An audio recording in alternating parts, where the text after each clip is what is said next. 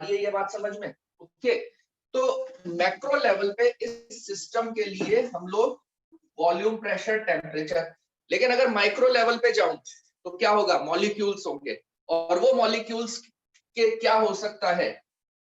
Unless and until equilibrium है तब तो कुछ नहीं, लेकिन अगर इक्विलिब्रियम है तो उनकी काइनेटिक एनर्जी ऑफ मॉलिक्यूल्स, ठीक है, या वेलोसिटी ऑफ मॉलिक्यूल्स, ठीक है, एनर्जी वेलोसिटी उन मॉलिक्यूल्स की, क्यों? क्योंकि अगर वो या मोमेंटम, ठीक है, किनका? उन मॉलिक्यूल्स का, या उनकी पोजीशन, ठीक है, उनकी पोजीशन, किनकी? उन मॉलिक्यूल्स की पोजीशन। ये सारे पैरामीटर मैं किस पे जाके चेक कर सकता हूँ?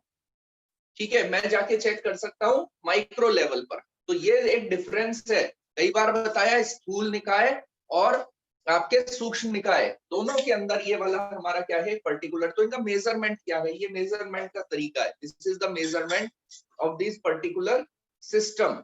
माइक्रो लेवल पे वॉल्यूम, प्रेशर, टेम्परेचर मेजर करूंगा। मैक्रो लेवल पे बिल्कुल पॉसिबल है। आप कहोगे मोमेंटम, मोमेंटम इसलिए है कि अगर मॉलिक्यूल्स मूव करेंगे तो आपस में कोलाइड करेंगे, ठीक है, या फिर इस वॉल्स के साथ क्या करेंगे? कोलाइड करेंगे, तो उनका मोमेंटम होगा या फिर चेंज इन मोमेंटम होगा उनका। तो ये सारे पैरामीटर्स कौन से लेवल पे पॉसिबल है? माइक्रो लेवल पे पॉसिबल है।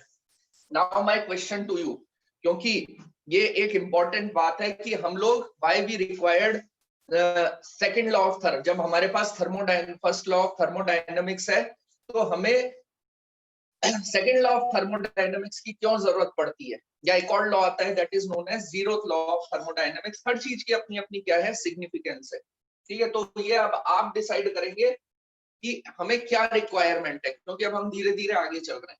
फर्स्ट लॉ मैंने आपको डिफाइन किया, first law is nothing but it is delta U is equal to delta Q plus delta W. ये इसको क्या करता है? रिप्रेजेंट करता है। सपोज ये वाला सिस्टम एक इक्विलिब्रियम स्टेट के अंदर है। नाउ इफ आई से मैंने इसको मूव करना स्टार्ट किया, ठीक है, just I start rotating this fly wheel, इस व्हील को मैंने क्या किया? रोटेट करना क्या किया? स्टार्ट किया।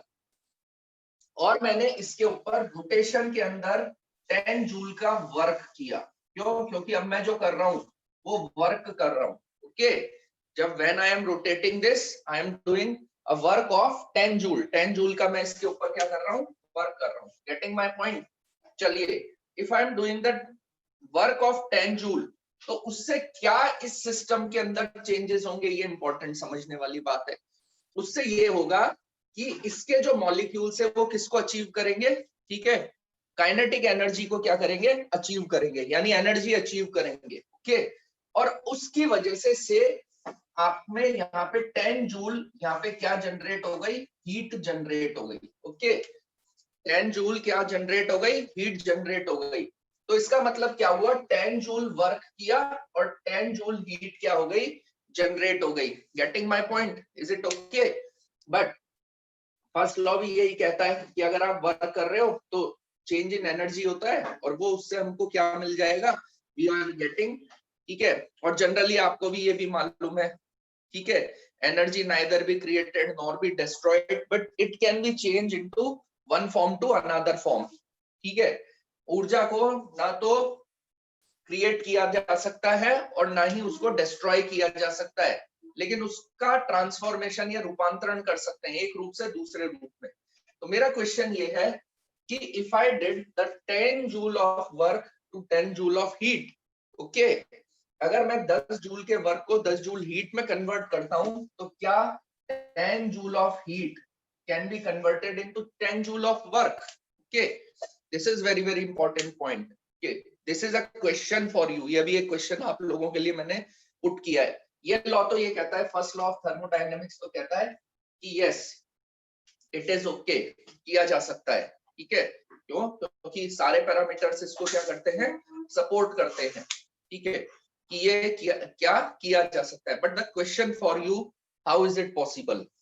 ठीक है, पहला क्वेश्चन मैंने आपको एक क्वेश्चन आपसे ये पूछा है, एक सिस्टम लिया है, एक एग्जांपल लिया है मैंने सिस्टम का, और उसमें मैंने एक क्वेश्चन आपके लिए क्या कर दिया? पुट कर दिया। अब देखिए हम लोग व्हाट वी आर डूइंग, ठीक है, इसको आप कैसे समझ सकते हैं? ठीक है, हम लोग फिर एक एग्जाम्पल लेते हैं इसका, एक पिस्टन है, एक सिलेंडर है और इसके अंदर गैस है, ठीक है। अब ये मैं आपको उस कंटेक्स्ट में बता रहा हूँ जो हम लोग क्या कर रहे हैं, पढ़ रहे हैं, ठीक है। अगेन ये भी एक सिस्टम को रिप्रेजेंट करता है, लेकिन इसके अंदर दोनों स्टेट्स हैं, मैक्रो स्टेट्स भी है और माइक्रो स्टेट्स भी है, ठीक है। कौन सी स्टेट्स भी है, मैक्रो स्टेट्स भी है और इसमें माइक्रो स्टेट्स भी हैं। गैस के मॉलिक्यूल्स है, ठीक है। अगेन गैस के क्या है, मॉलिक्यूल्स है। और अगर मॉलिक्यूल्स की मैं बात करता हूं तो मॉलिक्यूल्स के अंदर पैरामीटर हो सकते हैं, वही वेलोसिटी हो सकता है, उनकी क्या हो सकती है, काइनेटिक एनर्जी हो सकती है, ठीक है। बट व्हाट मैक्रो स्टेट के ऊपर, माइक्रो स्टेट पे मैंने आपको बताया, लेकिन मैक्रो स्टेट पे मेरे पास चेंजेस को ऑब्जर्व करने के लिए क्या चीजें हैं, ठीक है। मैक्रो स्टेट पे मेरे पास चीजों को ऑब्जर्व करने के लिए, ठीक है, जो चीजें हैं वो केवल क्या है, मैं ये कहता हूं कि मैं इसका I can change the pressure, because of changing pressure volume में change, and because of that I can observe the change in temperature. और उसकी वजह से मैं किसको ऑब्जर्व कर सकता हूँ, टेम्परेचर चेंज को क्या कर सकता हूँ, ऑब्जर्व कर सकता हूँ। ये मेरा क्या है, मैक्रो लेवल के ऊपर सिस्टम है, ठीक है। सब तो यहां पर क्या हो रहा है कि जब भी हम प्रेशर को, हमने क्या किया, when we have release the pressure, ठीक है, हमने ये क्या किया, या तो पिस्टन को किया तो गैस एक्सपैंड हो गई। एक्सपैंड का मतलब गैस का प्रसार हो गया। गैस का प्रसार होने का क्या मतलब है, माइक्रो लेवल पे जाओगे तो आप क्या कहोगे, कुछ ना कुछ हुआ था, यानी मॉलिक्यूल्स की वेलोसिटी चेंज हुई होगी या मॉलिक्यूल्स की काइनेटिक एनर्जी चेंज हुई होगी, ठीक है। बट ऑन मैक्रो लेवल प्रसार का मतलब हमने क्या कहा, we have said volume change हो गया। और अगर माइक्रो लेवल पे काइनेटिक एनर्जी चेंज होती है, ओके, सो उस वजह से इसमें फिर किसका चेंज होता है, there is a change in temperature, ठीक है। तो ये जो मैंने आपको क्या किया इसका, तो सपोज मैंने इसको इस स्टेट से, यानी यहां से मैंने इसका थोड़ा सा क्या कर दिया, प्रसार कर दिया, ठीक है। और ऐसा करने से मैंने क्या कहा, ये चेंज हुआ, ठीक है, इसका वॉल्यूम क्या हुआ, चेंज हुआ। यहाँ पर एक इक्विलिब्रियम स्टेट थी, यहाँ पे एक क्या था, इक्विलिब्रियम था, देयर इज इक्विलिब्रियम। इक्विलिब्रियम का मतलब होता है साम्य अवस्था, ठीक है। तो अगला जो ये जो पैरामीटर है, ये पैरामीटर मैं कब चेक कर सकता हूं, ठीक है, when I will get new equilibrium state. मुझे दोबारा से क्या मिलेगी, एक और इक्विलिब्रियम मिलेगा, एक और साम्य अवस्था मिलेगी, तो मैं इनके बारे में क्या कर सकता हूं। बट बिटवीन दैट, ठीक है, there are so many states, यानी यहां से यहां तक जाने पे, ठीक है, बहुत सारी स्टेट्स आई होंगी, okay. But I am talking of two particular states, एक स्टेट इसकी बात कर रहा हूं और एक स्टेट इसकी बात कर रहा हूं मैं। तो ये दो इक्विलिब्रियम स्टेट्स है, लेकिन यू कैन चेक कि जब ये यहां से यहां तक जा रहा है, ओके, कितनी स्टेट्स चेंज हुई होंगी, there are so many change in the states. तो हम लोग ये कहते हैं those are, if we can observe that states, तो उनको हम कहते हैं accessible states. if we are not able to access those states, that are non accessible states। आ रही है मेरी बात समझ में। तो स्टेट्स जो होती है अवस्थाएं, स्टेट्स का मतलब होता है अवस्थाएं, और एक्सेसिबल स्टेट्स का मतलब होता है अभिगम्य अवस्थाएं। तो सारी स्टेट्स हम लोग क्या करते हैं, देखते हैं, चेक करते हैं। If it is possible to check, if it is not possible to check, we can't do that, okay. So but again the thing is that किसी भी स्टेट का सही एनालिसिस, इस समय यहाँ पे कितनी स्टेट्स हैं, ठीक है, और इस समय यहाँ पे कितनी स्टेट्स हैं, इनका सही मेजर कब होता है, जब हम लोग एक इक्विलिब्रियम को क्या कर लेते हैं, अप्रोच कर लेते हैं। That is the significance of equilibrium, ठीक है। यही किसकी सिग्निफिकेंस है, एक इक्विलिब्रियम। इक्विलिब्रियम का मतलब एक साम्य अवस्था की यहाँ पर क्या है, रिक्वायरमेंट है, ओके।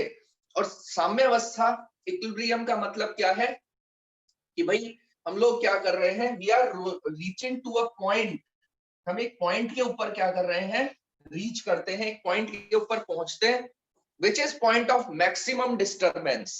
वो क्या है, एक पॉइंट है किसका, मैक्सिमम डिस्टर्बेंस का क्या है, पॉइंट है, ओके। यानी ऑर्डर और disorder, that is the game of, that is thing, thermodynamics is game of order and disorder। एक ऑर्डर है, उस ऑर्डर से हमने क्या किया, डिसऑर्डर किया, ठीक है। सिमिलरली लाइक दैट, कि मैंने आपसे एक चीज और कहा, एक और बात समझिएगा, इसी के कंटेक्स्ट में एक और एग्जांपल, क्योंकि अभी इसका आंसर देना है, लेकिन अभी थोड़ा रुक के दूंगा इसका answer. Till then I will ask to you, अगर आप इसका आंसर दे सकते हो तो इसी के कंटेक्स्ट में एक और एग्जांपल ले सकते हो आप, ठीक है, जो वेल नोन एग्जांपल है, जो मैं हमेशा लेता हूं, ठीक है। यहां से अगर हमने कहा it's a cup of T, ये एक कप ऑफ क्या है, टी है, और ये हमारा क्या है, एक्सटर्नल एनवायरनमेंट है, बाह्य परिवेश है, ठीक है, ये आपका एनवायरनमेंट है। तो यहाँ पे भी दो चीजें यहाँ पर इंटरेक्ट हो रही हैं, एनवायरनमेंट के साथ कप ऑफ टी। यहाँ पे क्या हो रहा है, हम ये कहते हैं कि suppose the temperature of this T is 70 degree centigrade और एनवायरनमेंट का टेम्परेचर कितना है, 30 डिग्री सेंटीग्रेड, ठीक है। इज इट, ये तो पॉसिबल है कि यहां से आप कहां पर, यहां से यहां पर क्या होगा, ठीक है, यहां से यहां पर हीट का क्या होगा, फ्लो होगा। बट क्या ये पॉसिबल था कि यहां से यहां पे हीट का फ्लो हो, ठीक है, क्या ये पॉसिबल है कि यहां से यहां पर हीट का क्या हो, फ्लो हो, ठीक है। क्यों, क्योंकि मैं आपको ये सारे एग्जांपल इसलिए दे रहा हूं जिससे आप इस आंसर को क्या कर सके, फाइंड आउट कर सके, कि हम 10 जूल ऑफ वर्क को 10 जूल ऑफ हीट में तो कन्वर्ट कर पा रहे हैं, लेकिन 10 जूल ऑफ हीट को क्या, ठीक है, 10 जूल ऑफ वर्क में कन्वर्ट कर पा रहे हैं, ठीक है। तो ये सारा, ये जो प्रोसेस है, ये प्रोसेस ही हमें आगे के सारे पॉइंट्स को क्या करेगा, बताने में हेल्प आउट करेगा। तो ये जो कल मैंने आपको बताया, ये जो इक्विलिब्रियम रीच होता है, ये जो पर्टिकुलर इक्विलिब्रियम रीच होता है, ठीक है, इसके लिए कुछ पैरामीटर्स हमने डिफाइन किए थे, that is probability of achieving states, अवस्थाओं को प्राप्त करने की प्रायिकता, प्रोबेबिलिटी इस पर्टिकुलर पॉइंट पे कितनी होती है, मैक्सिमम होती है। ग्राफ से ही पता चल रहा है, क्योंकि ये ग्राफ किस में है, प्रोबेबिलिटी वर्सेस एनर्जी में ग्राफ है। ये जो पॉइंट होता है, इसमें एक स्पेसिफिक एनर्जी लेवल होता है, जिसे E इज इक्वल टू क्या कहा जाता है, ई बार कहा जाता है। यहाँ पे P इज इक्वल टू क्या है, मैक्सिमम है। दूसरा पैरामीटर मैंने एक और डिफाइन किया था, which is reciprocal of, whose dimension is reciprocal of energy, ठीक है, यानी जिसकी विमा ऊर्जा की विमा के व्युत्क्रम के बराबर होती है, और उसको मैंने क्या बोला था, बीटा बोला था, ठीक है। तो हमने बीटा डिफाइन किया था, और इस पर्टिकुलर पॉइंट पे दो सिस्टम्स के लिए, ठीक है, बीटा जो पैरामीटर होता है, वो बीटा पैरामीटर आपका क्या होता है, सेम होता है। और तीसरा डिसऑर्डर ऑफ योर सिस्टम, ठीक है, उसका जो मेजर होता है, उसमें एक पैरामीटर और आता है, और उसको बोला जाता है एंट्रोपी ऑफ सिस्टम, उसको बोला जाता है निकाय की एंट्रोपी बोला जाता है, जो आपके किसका मेजर होती है, जो किसका माप होती है, वो माप होती है आपके जो निकाय होता है उसकी अव्यवस्थाओं का माप होता है। अब अव्यवस्था का मतलब, डिसऑर्डर का मतलब चेंजेस, जो इक्विलिब्रियम डिस्टर्ब होता है, उस चेंज की हम लोग क्या कर रहे हैं, यहाँ पर बात कर रहे हैं, ठीक है। तो ये beta is equal to beta dash, और हमने ये देखा था इस पर्टिकुलर पॉइंट पे चेंज इन एंट्रोपी, एंट्रोपी आपकी क्या होती है, मैक्सिमम होती है, ठीक है। तो ये तीन पर्टिकुलर पैरामीटर मैंने आपको क्या किए थे, बताए थे, ठीक है, कि आपके यहाँ पर क्या हो रहा है, ये तीन पैरामीटर्स यहाँ पर हम लोग क्या कर रहे हैं, देख रहे हैं, चेकआउट कर रहे हैं, कौन से वाले पॉइंट पर, इस वाले पॉइंट पर। तो अब हमको इक्विलिब्रियम, जब भी मैं इक्विलिब्रियम की बात करूंगा, जब मैं साम्यावस्था की बात करूंगा, ठीक है, तो आपको बहुत सारे तरीके होने चाहिए आपको उसको डिफाइन करने के, पैरामीटर वाइज, ठीक है। तो अप्रोच, जब भी आप कहते हो कि कोई भी सिस्टम अप्रोच करता है थर्मल इक्विलिब्रियम को, कोई भी निकाय जब किसकी ओर उपगमन करता है, एक ऊष्मीय साम्यावस्था की ओर उपगमन करता है, तो उसके क्या क्या पैरामीटर होते हैं, ठीक है। उसके पैरामीटर ये होता है कि अगर मैंने कहा दो सिस्टम है A और A dash, if there are two systems which are known as A and A prime, ठीक है, ये दो मेरे पास सिस्टम है, और इनकी इनिशियल एनर्जीज कितनी है, EI है, और इसकी EI प्राइम है, ओके। तो ये आपके पास क्या है, तो यहां पर आप लोग क्या कहोगे कि जो इनकी प्रारंभिक माध्य ऊर्जाएं हैं, वो इस तरीके से होनी चाहिए। ये जो इनिशियल इनकी मीन एनर्जीज है ये इस तरीके से होनी चाहिए कि ये किस पैरामीटर को डिफाइन करें, beta of EI is equal to beta prime of EI prime. इस कंस्ट्रेंट को, इस प्रतिबंध को क्या करें, ठीक है, जस्टिफाई करें। Getting my point? ठीक है, और यही वो पॉइंट होते हैं जिनके ऊपर आपकी प्रोबेबिलिटी मैक्सिमम और एंट्रोपी भी आपकी क्या होती है, ठीक है, मैक्सिमम होती है। लेकिन अगर आप लोग क्या कहते हैं, if it is not that, equilibrium disturb कैसे होगा? अगर आप ये कहोगे कि इक्विलिब्रियम डिस्टर्ब का मतलब नहीं है कोई चीज इक्विलिब्रियम में नहीं थी वो किसको अप्रोच कर रही है, इक्विलिब्रियम को अप्रोच कर रही है, तो ऐसा जरूर रहा होगा कि beta of EI prime, EI is equal to beta prime of EI prime के इक्वल रहा होगा, is not equal to. Okay, तो उस समय क्या रहा होगा, उस समय आपका जो उस समय आपका क्या रहा होगा, प्रोबेबिलिटी और आपकी एंट्रोपी ये मैक्सिमम नहीं रही होंगी। कौन से केस में? इस पर्टिकुलर केस में, ठीक है। और जब ऐसा नहीं होता तो आपका सिस्टम किसकी तरफ अप्रोच करना चालू कर देता है, ठीक है, इक्विलिब्रियम की तरफ अप्रोच करना चालू कर देता है, ठीक है। और यहाँ पर एनर्जी का क्या होता है, एक्सचेंज होता रहता है सिस्टम्स में। और ये एनर्जी का एक्सचेंज कब तक होता रहता है? कुछ भी हो सकता है एनर्जी का एक्सचेंज, ठीक है, कैसे भी हो सकता है, वर्क डन की वजह से हो सकता है या फिर हीट की वजह से हो सकता है, कोई भी कारण हो सकता है, ठीक है। लेकिन वो एनर्जी का एक्सचेंज कब तक होता रहता है? जब तक कि वापस से एक हमारे पास क्या नहीं आ जाती, एक और स्टेट नहीं आ जाती, एक और साम्य अवस्था प्राप्त नहीं हो जाती। अब जब एक और साम्य अवस्था मिल गई, ठीक है, जब ये कंडीशन नहीं थी, ठीक है, तो एक साम्य अवस्था मिली, इक्विलिब्रियम मिली, उस समय मैंने कहा कि इनकी एनर्जीज कितनी हो गई, EF और EF डैश हो गई। ओके, क्यों? क्योंकि एनर्जी एक्सचेंज हो रही थी तो एनर्जी चेंज भी हो रही थी, ठीक है। लेकिन कंस्ट्रेंट फिर भी वही रहेगा, जैसे इक्विलिब्रियम अप्रोच किया तो उस कंडीशन में हमने क्या कहा, beta of EF is equal to beta prime of EF prime के क्या हो जाएगा, इक्वल हो जाएगा। और फिर हम कहेंगे कि इस कंडीशन में हमारी और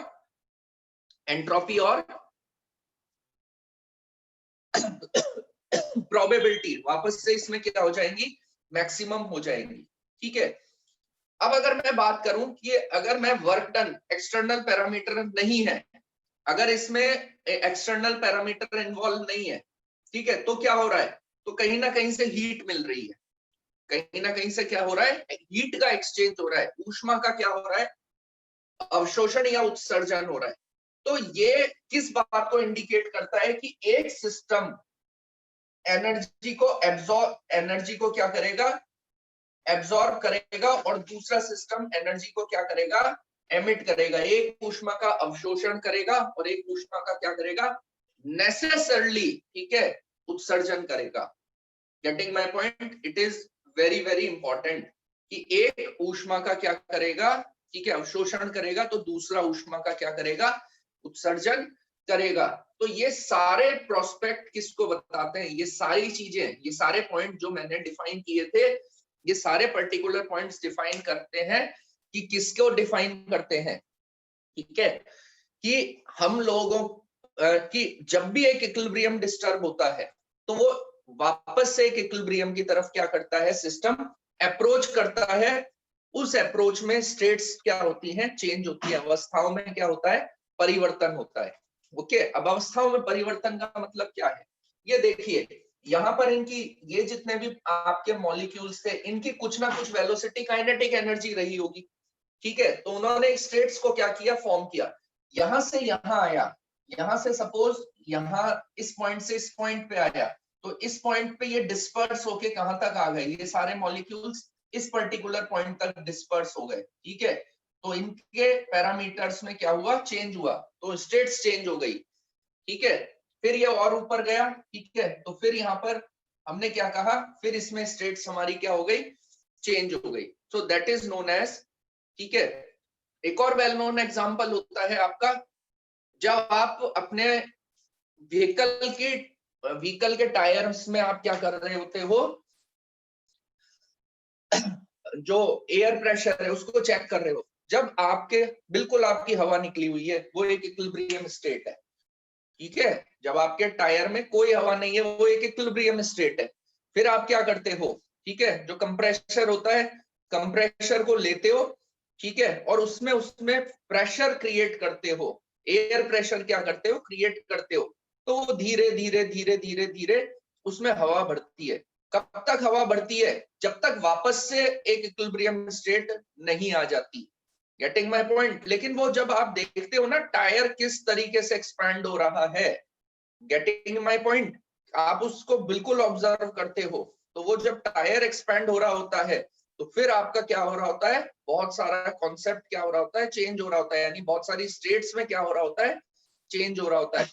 पहले 1/4 टायर एक्सपैंड होता है, फिर 50% एक्सपैंड होता है, फिर 70, फिर एक पर्टिकुलर पॉइंट आता है। उस पॉइंट के बाद आप कहते हो yes again equilibrium state has been reached, वापस से एक इक्विलिब्रियम स्टेट आ गई। तो क्या चीज हो रही है, व्हाट इज चेंज, ठीक है। जब आपका टायर बिल्कुल आपका क्या था, ठीक है, अनकंप्रेस था, मतलब बिल्कुल जब उसमें हवा नहीं थी, तो उसमें बहुत कम नंबर ऑफ मॉलिक्यूल्स थे, but what you are pushing, आप उसके अंदर क्या पुश कर रहे हो, ठीक है, मॉलिक्यूल्स आप उसके अंदर क्या कर रहे हो, पुश कर रहे हो। Getting my point. तो उससे उसमें क्या हो रहा है, स्टेट्स में उसकी क्या हो रहा है, चेंज हो रहा है। यहाँ पे मास ट्रांसफर भी है। Getting my point. यहाँ पे मास का भी क्या हो रहा है, ट्रांसफर हो रहा है, ठीक है। ये वाला जो केस है, इस केस में और टायर वाले केस में क्या डिफरेंस है, यहाँ मास का ट्रांसफर नहीं हो रहा, लेकिन उसके अंदर आप क्या कर रहे हो, मास का भी क्या कर रहे हो, द्रव्यमान का भी क्या कर रहे हो, ट्रांसफर कर रहे हो, ठीक है। तो इस तरीके से सिस्टम्स हमारे क्या होते हैं, क्रिएट होते हैं। और इस तरीके से हम लोग उसमें हमेशा किसको, अगर हमें एक पर्टिकुलर स्टेट का एनालिसिस करना है, गेटिंग माय पॉइंट, एक पर्टिकुलर स्टेट का एनालिसिस करना है, तो हमें उसकी एक इक्विलिब्रियम कंडीशन चाहिए, क्योंकि सबसे सही एनालिसिस उस स्टेट, उस सिस्टम का तभी हो सकता है जब हमारे पास क्या हो, उसकी इक्विलिब्रियम स्टेट हो। ब्लड प्रेशर वाला जो चीज है, ब्लड प्रेशर वाला एग्जांपल भी हमने लिया, ठीक है, इट इज वेरिएबल। जिनको ब्लड प्रेशर की बीमारी है उनके लिए वो सिस्टम वेरिएबल है, कभी उनका कम होता है, कभी उनका ज्यादा होता है, ठीक है। तो हम लोग क्या कर रहे हैं, व्हाट वी आर मेजरिंग, हम लोग एक ब्लड प्रेशर मेजर करते हैं, ना कि उनके पर्टिकुलर मॉलिक्यूल्स का प्रेशर हम लोग क्या करते हैं, मेजर करते हैं, ठीक है। वो एक पर्टिकुलर एग्जांपल ले रहा हूं। तो लेकिन जब आप जिस समय आपने मेजर किया, हमने उसको क्या माना, ये इसकी इक्विलिब्रियम स्टेट है, अब हमने इसको ब्लड प्रेशर को क्या किया, मेजर किया, ठीक है। तो ये these are the different types of examples which are saying, जो ये बोलते हैं कि हमें किस तरीके से इक्विलिब्रियम को अप्रोच करना है। और सबसे बड़ी बात है, इक्विलिब्रियम की सिग्निफिकेंस क्या है, क्यों इक्विलिब्रियम को हमें क्या करना है, अप्रोच करना है, just to study the system, उस सिस्टम को स्टडी करने के लिए, ओके। तो आपने यहाँ पे इक्विलिब्रियम को क्या किया, अप्रोच किया, और इक्विलिब्रियम की सिग्निफिकेंस को देखा, और क्या क्या पैरामीटर, स्टिल अभी कुछ पैरामीटर्स और हैं जो आगे धीरे धीरे पढ़ते जाएंगे। तो मैं कहूंगा कि हाँ भाई, अभी तक तो ये जो पैरामीटर्स हम डिफाइन कर रहे हैं, ठीक है, ये मैंने एक जनरलाइज वे बोला है कि हाँ भाई ये इनिशियल लेवल पे ये पैरामीटर्स है। अभी आगे चलकर कुछ और पैरामीटर्स डिफाइन करूंगा, जो वो भी किसको रिप्रेजेंट करते हैं, इक्विलिब्रियम स्टेट को क्या करते हैं, रिप्रेजेंट करते हैं, okay. So this is all about the equilibrium of the system. ये इक्विलिब्रियम की अप्रोच क्या होती है, या इक्विलिब्रियम के उपगमन का मतलब क्या होता है, okay fine. Now we will move to next thing. अब हम लोग आगे चलेंगे, दैट इज नोन एज